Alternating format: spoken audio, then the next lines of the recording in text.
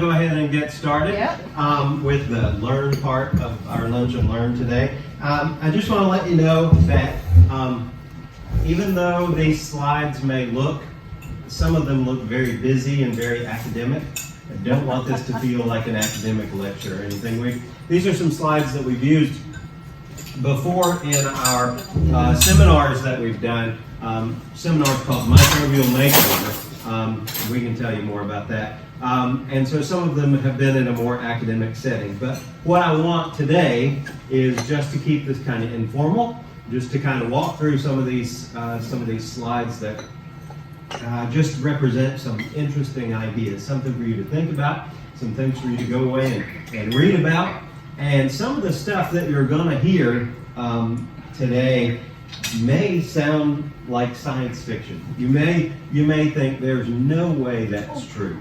But I was thinking about it this morning. You know, when Leeuwenhoek, he's the guy who really invented the microscope, when he first looked through his microscope and he saw these little animals, he called them animalcules, you know, and he told the scientific community, he said, you know, these little tiny invisible animals are in pond water and they're everywhere. The scientific community said, yeah, right.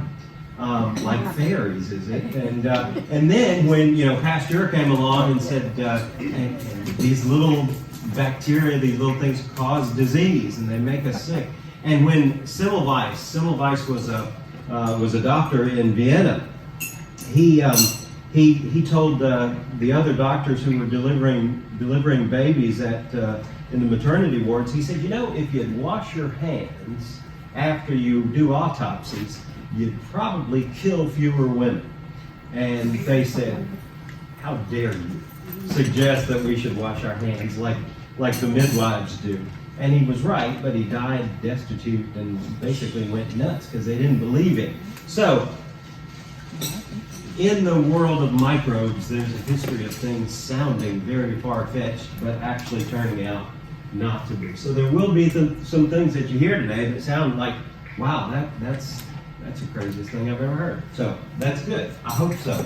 But I'm not going to tell you anything that's not backed up with science. So basically, there are, and I don't have my clicker. Tasha, do you know where my clicker is? I think it's back there. No? Yes. Thank you. So basically, if you look at our bodies, we have microbes. That's bacteria and viruses and fungi. But for the most part, when we're talking about microbes and the way they influence our health, we're mostly talking about bacteria. And we have them basically everywhere, especially on those parts of our bodies that are in contact with the outside world, like our skin and our mouths and well, all of that tube that starts at our mouth and comes out the other end, right? Lots of bacteria there. But the big major player when we talk about the influence of microbes on our health is our gut, our lower intestine, our colon. And that's what's represented there. So there's your gut. Inside your gut, you've got the contents of the food that you have eaten, and also a lot of microbes. And there's a wall. So imagine the gut is like a hose, and there's a wall, and that wall is made up of cells that can be more or less permeable, depending on a lot of things. Sometimes you'll hear about leaky gut syndrome. That means that those cells that make up the wall of the gut are more permeable. And so things that are going on inside your gut, things that are produced by those microbes, leak out into your bloodstream, and sometimes those can cause problems. Now, when we talk about the microbes in our guts, we're talking about absolutely mind-boggling numbers. If you think about the fact that 1 milliliter of water weighs 1 gram, and there are 5 of them in a teaspoon, right? So 1 gram there's 5 of them in a teaspoon. So if we're talking about a fifth of a teaspoon of the contents of a typical person's colon, how many bacteria or microbes do you think it contains? Take just a wild guess. A fifth of a teaspoon of the contents of the average person's colon contains how many bacteria? Take a wild guess. 10 to the 11th. That's 100 billion in each grain. So we're talking about unbelievable numbers of microbes. And it's worth remembering that in terms of the number of cells, you and I are much more, well, we're at least as microbial as we are human. That is, the numbers of microbes that we carry that make us up outnumber our human cells. Yeah, I told you it was like science fiction. It is kind of, right? Now, when microbes were first discovered in germs, and Pasteur discovered that germs cause disease. Kind of the general thinking, and the general thinking for a long time after that, and even in a lot of people even today, there's this idea that germs are bad. What you want is no germs, sterility is good. You know, back early on, around the time of Pasteur, there was a guy named Elie Metchnikoff, and he thought that we could live like up to about maybe 200 years old. He wrote this book here. Brilliant guy, by the way. I'm not putting him down at all. He discovered macrophages and lots of other things, lots of contributions to immunology. But he wrote this book called The Prolongation of Life. And what he thought was that the putrefaction, he called it, the rotting that happened in the gut, was responsible for shortening our lives. And he said if we could get our guts sterile and not exposed to any bacteria, we'd live a lot longer. And people actually had their colon surgically removed because of what he advised. Now, he was wrong about that. But he also thought that there was one particular really good bacteria called Lactobacillus bulgaricus in yogurt. Because he said, you know, the peasants in Bulgaria, they eat a lot of yogurt and they live a long time. And he said, so that must be really good for us. And Dan and yogurt really got their start because of Metchnikoff's advice, because he told people that eating yogurt would make them live a lot longer. He died at 70. I think he went in his 70s. He didn't live a particularly long time. However, he did suffer with depression all his life and tried to commit suicide twice. But when he started eating this diet of so much yogurt, he said that his outlook was completely transformed. He didn't put the two together, and we'll talk more about why that is. Didn't make him live any longer either. But anyway, so early on, there was this idea that germs were bad. Turns out that if you look at the pathogenic bacteria and microbes, the ones that cause disease versus the ones that don't, even the ones that are beneficial, you see those two words up there, commensal and symbiotic. Commensal means those bacteria and microbes that take up space. Basically, that we don't know whether they do anything good or bad yet. We might find out, but they just kind of take up space in our guts and other places. Symbiotic means they're beneficial. They do something good for us. And if you look at all the bacteria that we know that humans interact with, and you look at the pathogenic versus the commensal symbiotic ones, the harmful ones versus the non-harmful ones, what percentage do you think cause disease? Any ideas?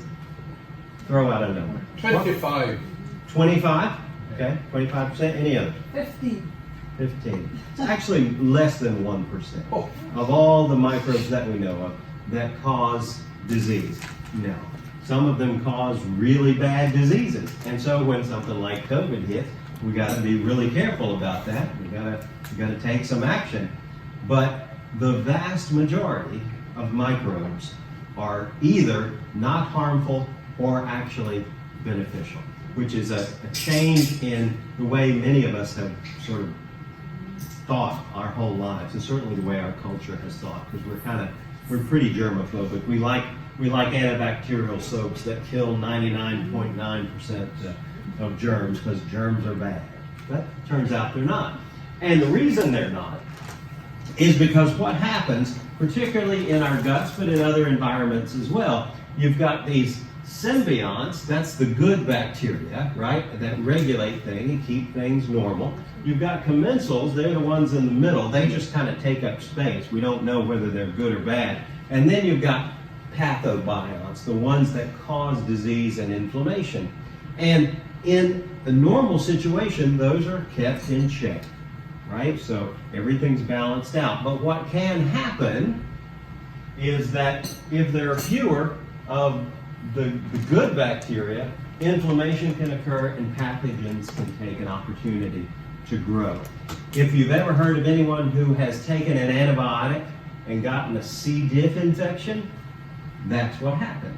They took an antibiotic, it got rid of their good bacteria that took up space, and the C. diff, the disease-causing bacteria, took a chance. Imagine if you had a garden bed, right?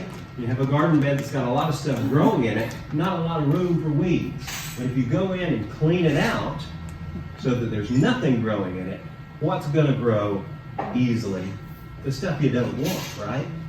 Okay. Now, a couple of things that our microbes do, and this is one of those academic, busy-looking slides, but I just want you to know that two of the main functions that microbes in our gut have are, first of all, immunological, and second, metabolic. Immunological just means it keeps us healthy. These microbes help keep us healthy. And one of the ways they do that, you see the first bullet there, they displace pathogens. They compete with pathogens for resources. So there's a limited amount of food in our guts. And so if there are these non-harmful bacteria, they're going to compete with the harmful ones. If you get rid of the non-harmful ones, the harmful ones get a chance to grow. There's also lots of other good immunological functions, like bacteria in our guts produce antimicrobial toxins, and they actually directly target pathogenic bacteria. They also are involved in producing antibodies, and they have lots of other effects on our immune system, like production of things that are called cytokines and our immune cells. They also fortify the gut barrier. They prevent leaky gut, stuff leaking out into our bloodstream. Second important function of microbes in our gut is metabolic, right? So that has to do with how we use food, basically. So microbes in your gut control the creation and growth of the cells of the wall, so prevent it from being leaky. Look at that second one. That one's really important. They metabolize dietary carcinogens, which is why microbes are part of preventing cancer, and why decreased microbes are connected to the rise in some cancers, because they actually metabolize, they get rid of things that cause cancer in our guts. They also synthesize vitamins, and they salvage energy. They get energy out of food that we eat so that we can eat less. And they also produce these things, they're called SCFAs, that's short-chain fatty acids. They are, those are substances that have direct effects on our body systems and control things like blood pressure, like vasoconstriction, that sort of thing. Short-chain fatty acids. Now, the reason we know that microbes have these metabolic and immunological functions, one of the reasons we know, is because in the laboratory, we can study germ-free mice and pigs and other animals. That is, you can take an animal, like a mouse, for instance, and keep it completely germ-free from birth, microbe-free, so that it has no microbiome. And what you find in those animals is that they have problems immunologically and metabolically. The indication is those microbes directly affect those functions. How do they affect those functions? Well, they have to do with the genes that they carry. And here's an interesting thing. Several years ago, a couple of decades now, we started mapping the human genome. And all of our genes, and scientists at the time thought people are really complex. Our bodies do a lot of stuff. We make a lot of proteins, and our body systems are really complicated. So we must have a lot of genes that tell that tell our cells to do certain things. Some folks thought we probably had maybe 100,000 genes, because we've got all kinds of things that our bodies do. Because genes tell an organism how to make its proteins, and the genes make up a genome. Now, when we mapped the human genome, it was a little surprising how many genes we had. Because when you compare the genes that a person has, all those babies on that one side, to the genes that a grain of rice has, grain of rice is not very complicated, right? It doesn't do a lot of stuff like we do. I mean, we do all kinds of stuff. Think, and we've got a lot of body systems. Grain of rice doesn't have much. Which do you think has more genes? A grain of rice or a person? Rice. You'd be right. Grain of rice has about 40,000. People have about 20,000 individual genes. And it was a little confusing at the time when we mapped the genome, because we thought, well, how can that be? Because there needs to be more genetic information to do all the things that our bodies do. Well, the answer is this. For every human gene in your body, for every one gene, the microbes in your gut and elsewhere, your microbiome genes, are like 150, or maybe even twice that. So basically what that means is the processes that our bodies perform when we digest food, when we do all sorts of things, are not just up to our genes in our cells. They're reliant upon the genes in the microbes that we carry with us. So, what can we say for certain? When we started doing these seminars about 7-10 years ago, this was kind of a new idea that we could say this for certain. Now it's not. Now this is completely established science. We can say for certain that microbial abundance and diversity, more microbes and more diverse kinds, particularly in the gut, are associated with health and wellness. And decreased microbial abundance, fewer and fewer types of microbes in the gut are associated with disease states. Which disease states?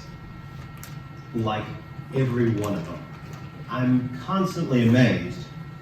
And when I first started researching this, I was really amazed at the way that you can begin to look up any disease state whatsoever. Mental health, gastroenterology, autoimmune, diabetes, high blood pressure. You can come up with a disease state. Crohn's disease, autoimmune is huge.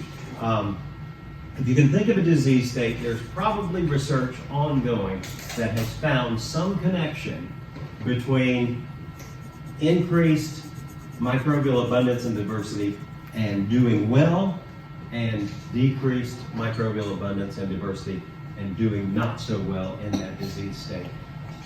It is true, however, that we can't say for certain quite yet how all that works, because it's very complex. And we can't say why certain specific microbes are implicated in those disease states, although there's research ongoing that is finding more and more that there are certain microbes that are implicated in a better outcome in certain disease states, and certain microbes that are implicated in a poorer outcome. In fact, there's some really fascinating research that's being done chemotherapy that's shown a correlation between response to chemotherapy in cancer and having certain microbes in your gut. So it may be that at some point in the future, when you get on a certain chemotherapy, you get your microbiota analyzed, and if you don't have a certain microbe, it might be introduced. I told you, science fiction-y kind of stuff. Now, but not everyone's microbiota are the same, not at all. A younger person, like I think that's one of the prime ministers of the UK there on the left, and say a person in, I believe that's in sub-Saharan Africa, and an older woman in Japan, their microbes are going to be, the microbes in their guts are going to be vastly different. Not just because of their culture, but because of their age as well. Basically, when we're born, our microbiota in our gut, particularly, is kind of a blank slate. And like a city, microbes begin to populate. And over time, the descendants of those microbes grow. New microbes are introduced. Sometimes they're wiped out. Sometimes they do well for whatever reason. So there are varieties, and we can study the disease processes in people in different areas, and that's been done. One particular study that was done back in 2010 looked at children in Burkina Faso in sub-Saharan Africa and children in Italy. And what they found was that, here's a little graph of what their gut bacteria looks like. And you can see that there's two particular bacteria. One's called Bacteroides, the other's called Firmicutes. And those two bacteria, one is associated with diet-related illness like high blood pressure and dyslipidemia and obesity later on in adulthood. Can you guess which one that is? It's the big red one there. And the other one is associated with a lower incidence of that.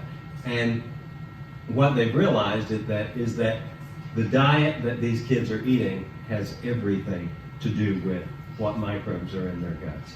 So from that, they've said, wow, what are the differences here? And the differences are pretty huge. You know, one is highly processed, one is much more natural and has much less fat, much less produced meat, and so anyway. So if you want your microbes to look like that, you should eat like a person in Burkina Faso. Lots of fiber, lots of naturally grown things. Also, the kids in Burkina Faso are typically breastfed for about 2.5 years. Well, that's not necessarily true in Italy. So another thing I want to tell you about, just to change the subject, one of the most fascinating aspects of when we start talking about microbes is what's called the gut-brain axis. And what the gut-brain axis is, simply, it's the way that our guts and our brains interact. The way that what happens to the microbes in our guts and what they do affects the way we think, affects our mood and our memory, and even our behavior. I'll get to that in just a minute. So, but also in reverse, the brain can also affect the gut and can affect the actions of the microbes in our gut as well. So, basically, this is a kind of schematic of the gut-brain axis. You got the brain up there. You got that gut wall. Remember, it's made up of cells, and things can move through it. So above that gut wall is the outside. Inside is the inside of the gut, and there are microbes there.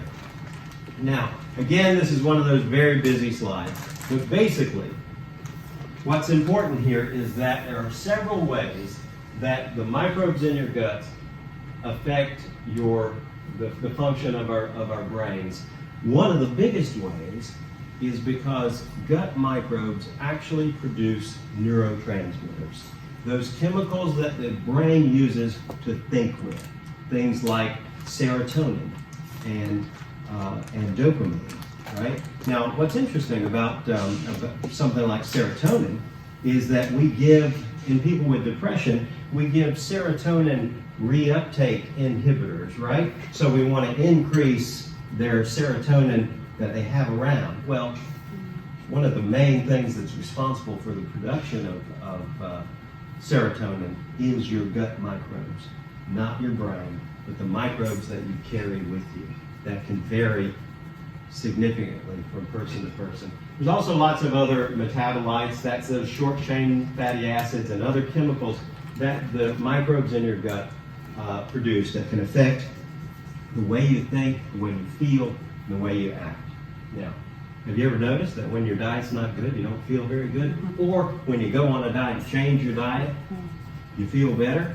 You really do. You feel better. Now, there's been some interesting studies that have backed up. Let me do this first. This is a study that was done in 2014 that looked at how microbes in your gut can manipulate our eating behaviors. And there's three principal ways. The first way is that microbes in your guts actually can increase or decrease the taste receptors in your mouth, right? Making things taste better or not so good, so attracting you to taste things. They can also increase and decrease cannabinoid and opioid receptors in your gut. Do those sound familiar? Cannabinoid and opioid, those are those receptors that make you feel really good, and they're the reason people smoke pot and take opioids, because they act on those and they make them feel good. Well, gut microbes can give you more of those receptors that make you feel good or not. And they can increase those cravings for eating something that acts on those taste receptors and those cannabinoid and opioid receptors. So, that's not to say we're like zombies and the microbes are controlling us, but it is to say that's why it's real hard to resist foods that you really crave, because your microbes are manipulating you to eat them. They do it in another way. They can also release toxins that make you feel bad when you don't eat certain things, and they induce a negative, and that's why, boy, I feel really good after I eat that chocolate, right? You know, and you feel better, or if you don't, you don't. And thirdly, they control the release of neurotransmitters. Serotonin, norepinephrine, GABA, dopamine, those feel-good neurotransmitters. And they send signals out through the nervous system that increase those cravings and can make your mood better or worse, and increase the amount of pleasure that you get from a food, or that you don't get when you don't have it. And that's why I did a little write-up of an article that did some research into microbes and alcohol cravings. And what it found was that among alcoholics who had given up drinking, the ones who had microbes that were more associated with leaky gut, in other words, the more leaky gut they had, the worse their cravings for alcohol were.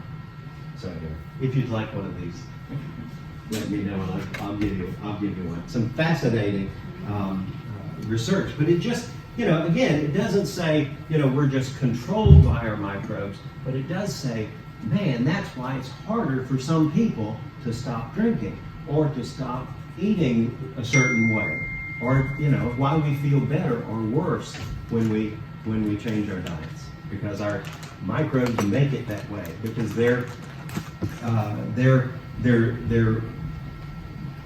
making us feed them, basically. It's not to say that they have minds of their own, but it is to say that that's how it works. It's how they grow more when the host does these certain things. Now, is there some research to back this up? Yeah, there's quite a bit. One of my favorite studies, although it really seems kind of cruel now that I think about it, but sometimes science is that way. There was a study where they took pregnant monkeys. All right, see it. But they took pregnant monkeys, and during their pregnancy, out of nowhere, they would expose them to this really loud noise, right? Like a firework, like a gunshot. It'd freak them out. It'd wake them up, So they were pretty much constantly stressed out. And that's what they were doing. They were stressing out these pregnant monkeys. And what they found was that when their children were born, they had decreased lactobacilli and bifidobacteria. Those are two good bacteria. A lot of times you'll find them in yogurt. There was another study that was done that found that college students, during exam week, when they were stressed out, had decreased lactobacillus in their stools. Right? Now, so, knowing that stress can decrease the amount of lactobacillus in the gut, these scientists wondered, well, I wonder if there was anecdotal evidence already that said that increasing bacteria like lactobacilli that's in yogurt, wonder if that could help decrease the stress response. So they did this study, and this one is just wild. This is from 2013. And basically, they took a group of women and they did an MRI, right? So they imaged their brains and they gave them what's called an emotive stress test. And that's where they were on the computer and they were trying to do a task, but it was stressful. They stressed them out with like sound and with these distressing images. So basically, they made them stressed out. They were all healthy. So they took these images of their brain while they were doing this emotive stress test. Then they divided them into three groups. And the three groups were one group of women that it didn't change anything with, nothing. Spoiler alert, nothing happened to them. But second group, they assigned that they should drink milk twice a day. And then the third group, they drank fermented milk, which is basically yogurt, but it was thin, so they couldn't tell the difference between the milk. And it had bifidobacterium and a strep and lactobacillus, basically the stuff that's in yogurt, like one with probiotic yogurt. And what they found at the end of 4 weeks was that the milk group, they did the test again, the emotive stress test, and they did an MRI on their brain so they could see how their brain was working. They found no significant changes in the MRI or the bacteria in their gut, and there was no change in their performance at all. The group that had fermented milk basically ate yogurt for 4 weeks.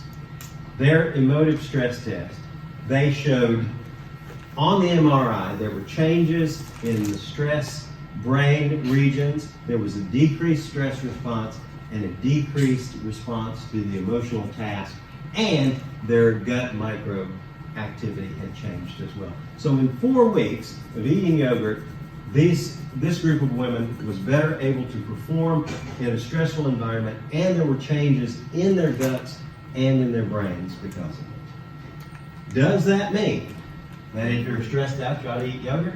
Well, probably so. It sure sounds like it. So that seems to be the so. Feeling stressed? Have some yogurt for breakfast, I would say. Now, one more study, and then in a minute we'll get to some practical things. This is a study that let me just tell you what they did. They found several twins, identical twins. They might have been fraternal twins as well. But they found groups of twins, one of whom was obese and one who wasn't, in these twins, right? And what they did was they took basically a fecal sample, a microbiota transplant, from the obese twin and from the lean twin, and they put them into germ-free mice. Remember, these are mice that don't have any microbes, right? No microbiota.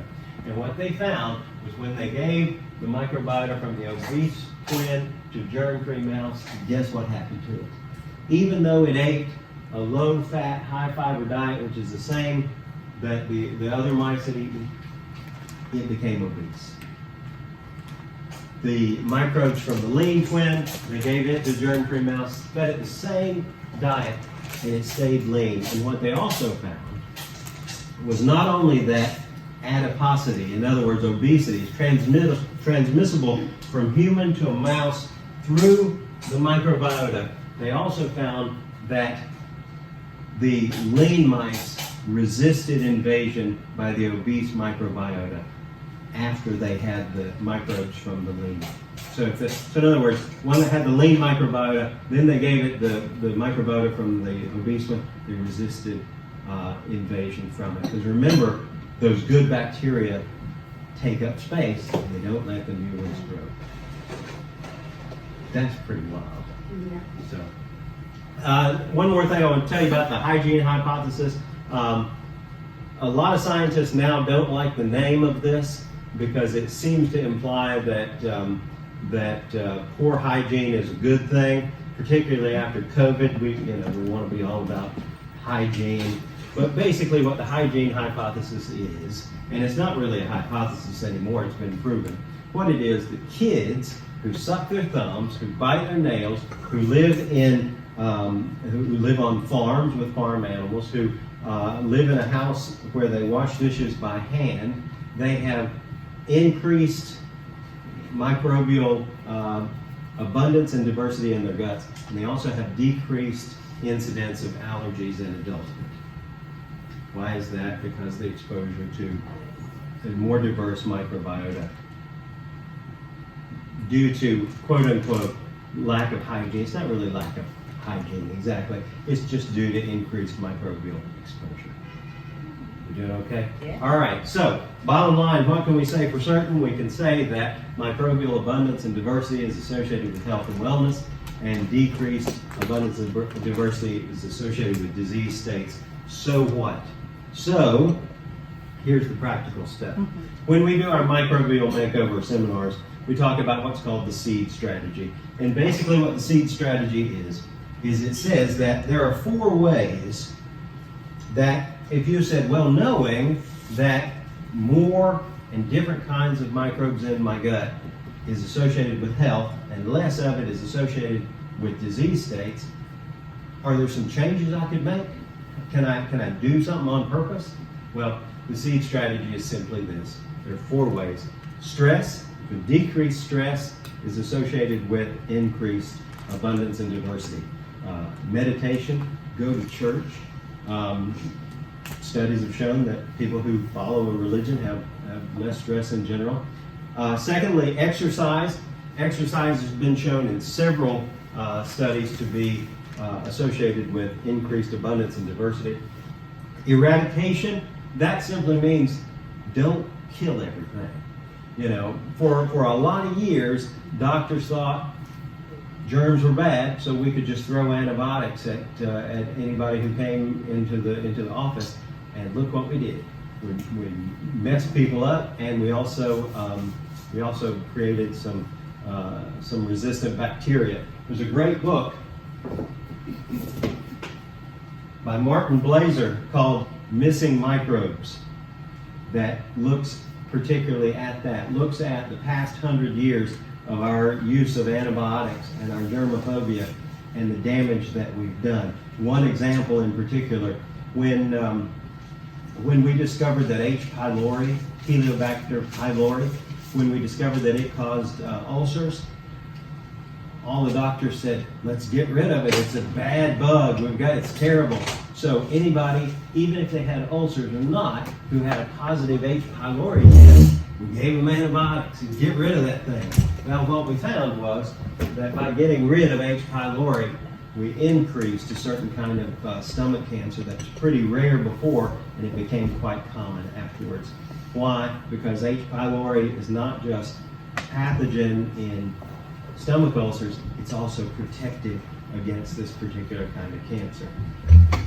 The message from that is it's complicated. So don't just assume that we ought to just eradicate things until we know all that they do, particularly the good things that they do. But the most important is diet. And that's probably the easiest and most effective way to change your abundance and diversity of microbes. Simply be mindful of what you eat. The easiest rule is one that Michael Pollan is a proponent of. Eat real food, not too much, mostly plant. If you do that, your microbes will thank you. Prebiotics are those foods that your gut microbes like to eat, things that are high in fiber, things that are in that chili back there, lentils and beans and all that high fiber stuff. Probiotics are the actual microbes themselves.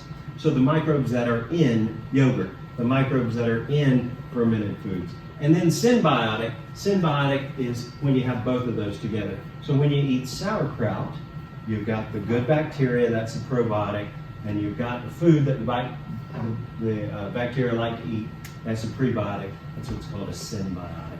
So, I wanted to show you this message that I got several years ago, back in 2016. A friend of mine texted me at 2 a.m. One night, and he said, feel free to get back to me in the morning, but after 10 plus years of lactose intolerance, I can drink milk again.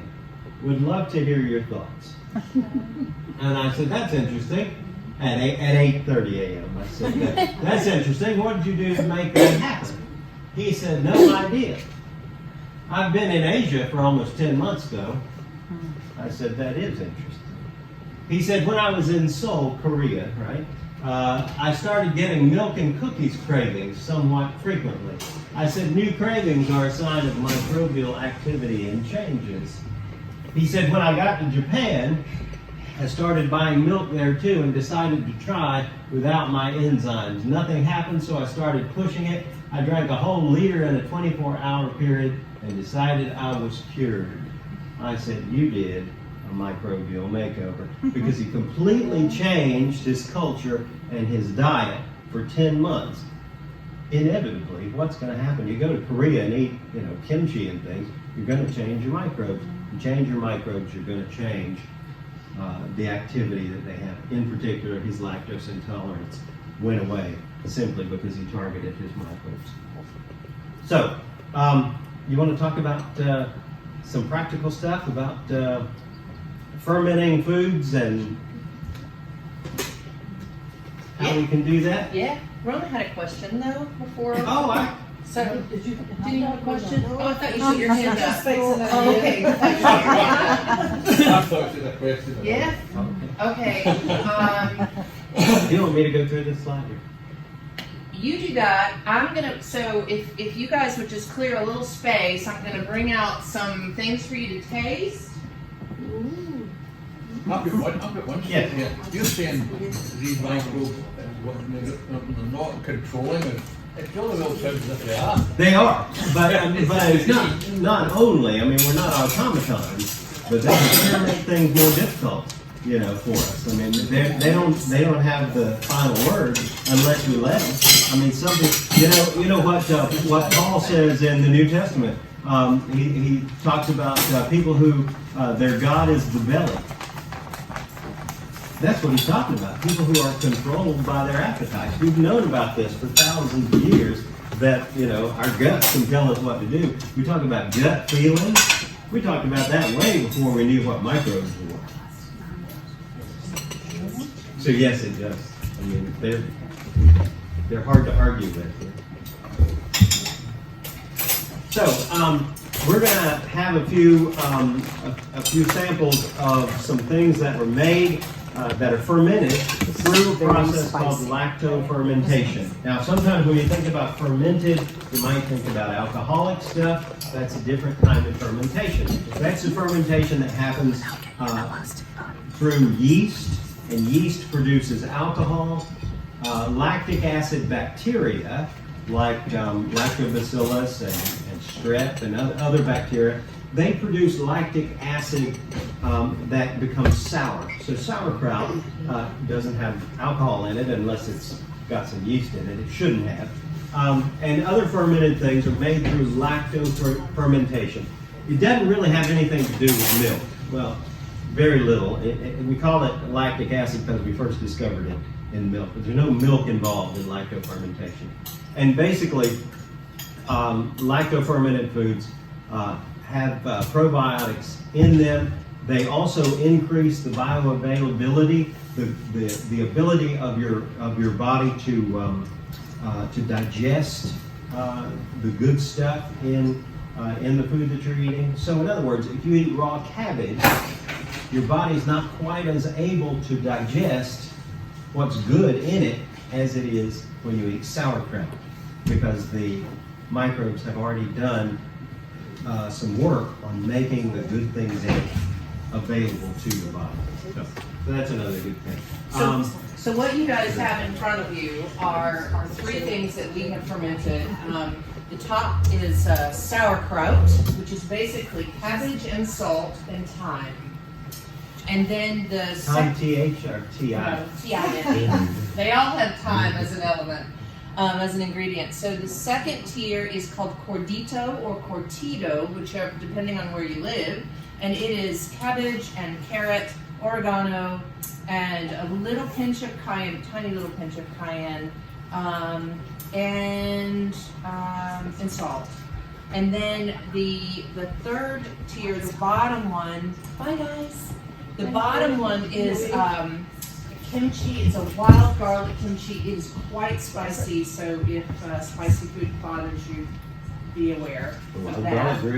Y'all, please take some stuff home, please. Thank you. There's soup and chili. And, so anyway, if you want to try it, try it. If you don't, it's totally cool. It won't hurt my feelings. But we made all of these things. The wild garlic kimchi we made quite a while ago. The other two, the cortito and the sauerkraut, we made about a week and a half ago. And so basically, you shred your veg and you add salt, and you're squishing it up to release the liquid out of the vegetable, and then you pack it into a jar and you push it down so that the brine that the vegetable is then made rises up over the solids. You want to keep it beneath any liquid, just so that mold and other things don't grow. And then you put an airlock on it, or I'll show you, we used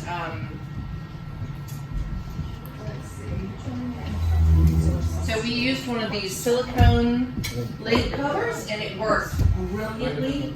It let out the gases without allowing any air in, so it worked brilliantly. It was the first time we tried this. This is also an airlock. You can buy these in any store that sells like beer making kits and things like that. You can get them on Amazon. They're really easy to find. So either way it works well. What you want to do is allow the gases to release. Now another thing that you can do if you're going to be home and you want to babysit it is put a lid on it and then just burp it every day. So you would just loosen the lid and let the gases come out.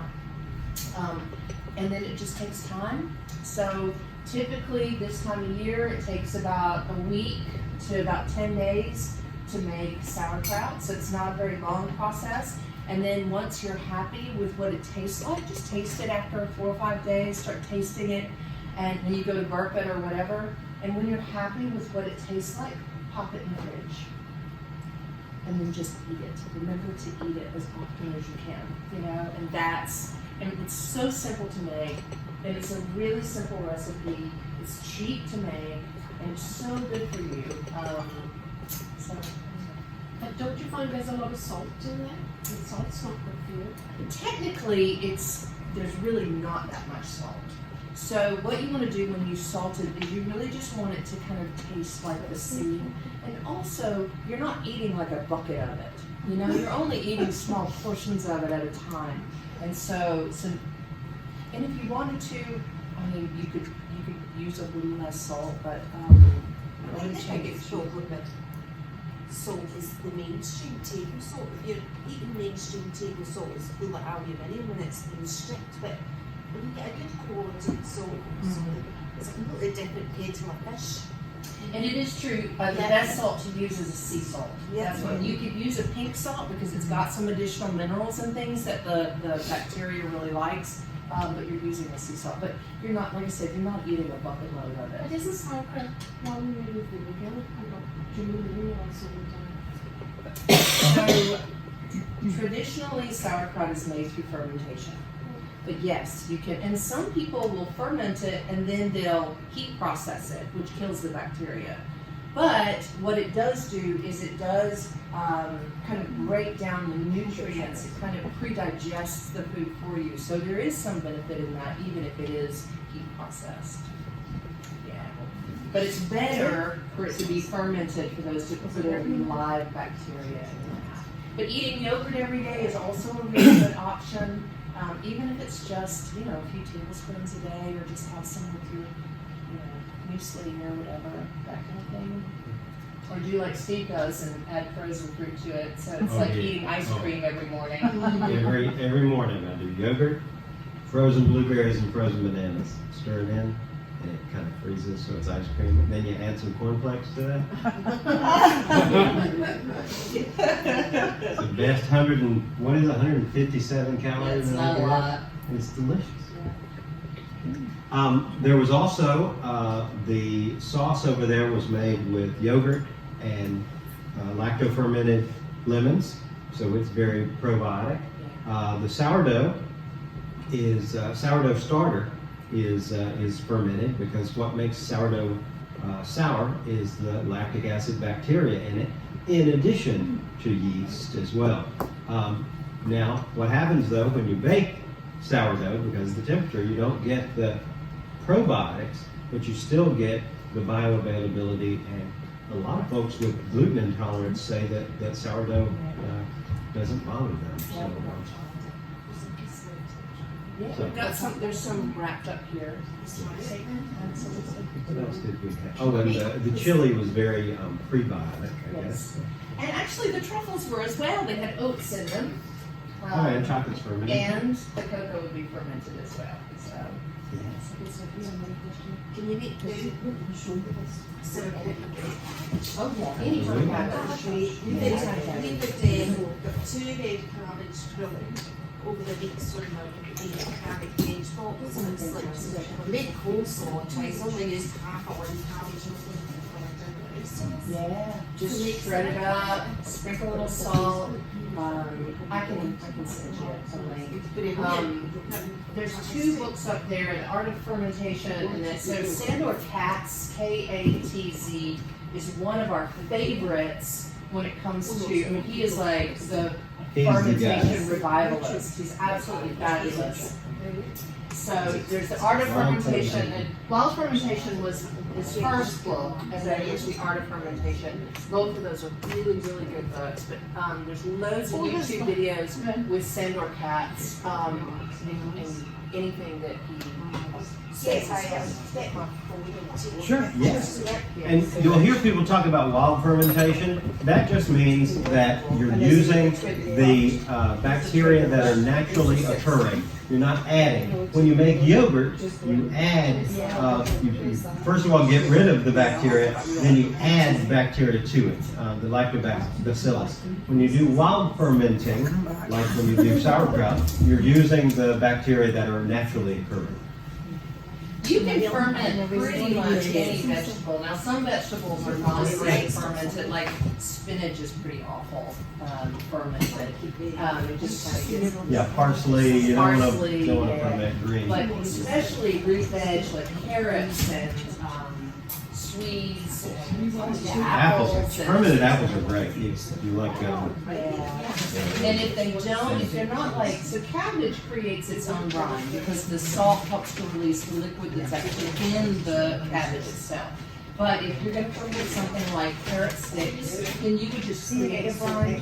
Yeah, let me show you my brine slide. So this is basically just an illustration of what you're doing when you ferment. You've got populations of microbes in there, you've got some food that they want to eat, and you've got an environment. That's the salt, that's the liquid, and you want to keep it anaerobic because the bacteria that you want are not the aerobic ones, they're the ones that survive without air. And the same thing happens in your gut. There's an environment, there are microbes there, and what happens is what's called the transformation of the milieu. In other words, they're changing the stuff. They're turning cabbage into sauerkraut. So, oh my God, we need to talk Go to about the that. brine side. Here's the brine. Brine is just salt water, and people will talk about the percentage of brine, they'll say use a 3.5% brine. All that is the percentage of salt per 100 units. You can get very complicated with it and do it precise, but the easiest way to do it is to say, if I've got 100 units of water, right, then I want, if I'm making a 3% brine, I want 3 grams of salt per 100 grams of water. If we got a liter of water, I want 30 grams of salt. So this is what you would use if you were going to ferment some things that didn't produce their own brine, like carrot sticks or apples or, you know, slices of swede or anything. Hot peppers. Yeah, or hot peppers, anything like that that you're not going to squish and it like release water. You would want to use a brine, and then you would just use a weight to kind of keep those things under the liquid. A lot of times you can just use a cabbage leaf and kind of, you know, mash it, and it'll hold everything under the brine. So that's typically what I do. They make glass weights and things like that that you can buy, but a cabbage leaf works really, really well. Yeah, the difference between fermenting and rotting are basically the bacteria that are doing the work. And when something rots, it's typically being acted on by aerobic bacteria that break it down and make it putrid, right? That rot it. Fermentation preserves it, and that's anaerobic bacteria. And that's why when you're doing fermenting of like sauerkraut or anything else, you want to keep things as anaerobic as possible. Now, some people will ask, but what about those bad bacteria? Don't they grow in ferments and things? How do I know I'm not going to kill somebody? Well, this is a study that was done with kimchi, which is basically Korean sauerkraut. And what they actually did was they took this kimchi and they infected it with several different food poisoning bacteria. So see up there, E. coli and Listeria and Staph aureus and Clostridia, right? So they actually put that in there. So if you'd eaten that sauerkraut on the first day, that kimchi on the first day, it could have killed you because it's got E. coli in it, right? But what they did was they looked at the number of those pathogens of that food poisoning bacteria over the course of a few days as the LABs. You see that? That's the lactic acid bacteria. That's the good bacteria. So you see on day 0, let's just look at the E. coli. There's 52,000 units per milliliter of E. coli and 200,000 units of lactic acid bacteria. The pH is 5.4, so that's not very sour, right? So, but as the days go on, by the time you get to day 5, you see how many E. coli bacteria there are in that? None. It's gone. In 5 days, the E. coli has been completely eradicated. And what happened to the lactic acid bacteria per milliliter? There are 560 million units of the lactic acid bacteria. And that's why traditionally people have fermented things, because, you know, think about 1,000 years ago, eating something fresh might have made you sick, but fermenting it didn't, even though that's counterintuitive. You might think it's the other way around, because fermentation actually gets rid of these food poisoning bacteria. Also, there have been studies that show that fermenting breaks down things like pesticides and carcinogens as well. So if you're worried about pesticides on your veg, ferment them, and the bacteria will take care of that for you, to an extent. So, bottom line, the thought I want to leave you with is this. When you think about microbes and you think about your gut, traditionally, when we thought about germs, we've thought about combating them and killing them all, and we talk about the armamentarium of our drugs. But the truth is, a garden is better than a battlefield. If you think of your gut as a garden, in which there are some weeds that you don't want, but you also want some good things to grow, rather than a battlefield, it's a much better metaphor. So, that's all I got.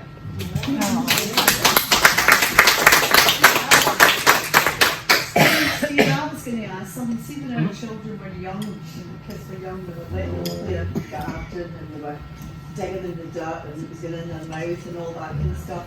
We had a neighbour that was very, very, she wouldn't let her children do that, or they had to wash their hands.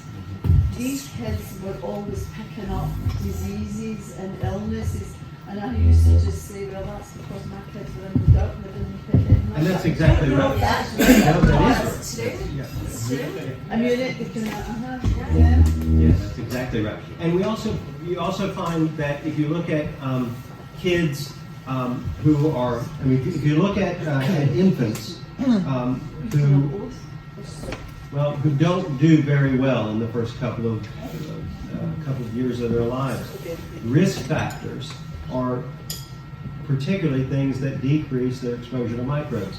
C-sections, because when you have a C-section, you don't get exposed to the microbes in the birth canal. A C-section baby has virtually no microbiota, whereas a vaginal birth has quite a bit. And in fact, when a woman hits puberty, the microbes in the birth canal, those bifids and lactobacilli increase. Why? Because that's the good stuff that the baby needs to digest breast milk in the early and to have a good microbe.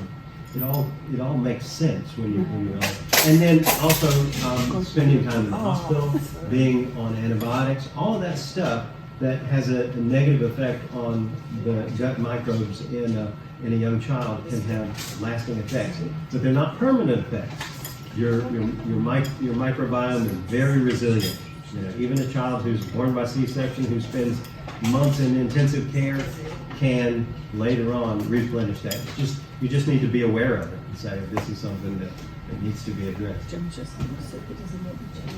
What do these microbes look like under the microscope? I wish I had. Well, some of Oh, them. that's not what they see. We ought to break out our microscope. Yeah, I've got a microscope at the house. It depends. Some look like rods. Some look like berries. And that's why they're called, they've got certain names like strep, which is in a strip of things, or staphylococcus. Out all the time, Yes. eating away. Yep. But typically, I mean, it depends on how cold, what the temperature is, and what's, depends on the environment. If you looked at my sourdough starter in the fridge, you wouldn't see a whole lot of activity. You leave it out on the counter for a few hours and let it get warm, you see a lot more. And you also see just not under the microscope, macroscopically, you'll see gas start to form, they'll puff up and get full of bubbles. Well, you know about that. So I know some of you need to get away. Some you don't feel like you need to go anywhere. Y'all can keep asking Steve some questions. But I did want to just say thank you to everybody who came. We had some questions about how we're funded. We do have a hospitality ministry here at Largs Naz, and so our generous congregation helps to contribute so that we don't have to charge for these kind of things. But if you did want to give a donation, there's a giving box in the back. You can just drop a little donation in there. Please don't feel obligated to. We are, like I said, we have very, very generous givers and donors who help us to do this so we don't have to ask for donations. But please come back. There's lots of other stuff going on. We're going to start opening on Thursdays. What we're calling it Common Ground. It's just a time for us to be together. It's from noon until 6. We'll have all-day soup. We'll have coffee and tea, self-serve, come hang out, use the Wi-Fi, play games. We're hoping to get some homework help for students. So that starts this coming Thursday. And then of course our cookery courses. And I just want to let everybody know that you're always welcome to join us on Sunday. We open at 10:15 and we eat. We always eat. We're always eating together because food's important. And then we start worship at 11. So just want to throw that out there that you guys are always welcome to join us for church. So thank you again. And if you would, just pick up whatever dirty dishes you have. You can leave the 3-tiered things on the table, but any dishes that you might have, if you would just scrape what's left in the bin and then just put your dishes on the metal tray, that would help us tremendously clean it. And if you want to look at some of these books, there's a couple of good kind of general books. There's one called The Good Gut and one that's just called Gut. These are really good books, just in general about the gut microbiome. There's a couple more about fermentation. This one that I was talking about, Missing Microbes. So go ahead. And there's also this this write-up of that article about alcohol cravings as well. So feel free to. Sure. That's